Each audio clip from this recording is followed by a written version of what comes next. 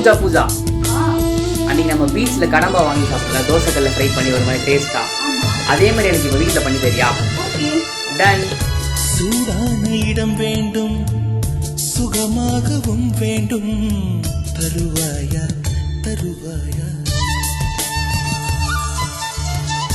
கண் என்ற போர்வைக்குள் கனவென்ற மெத்தைக்குள் வருவாயா வருவாயா?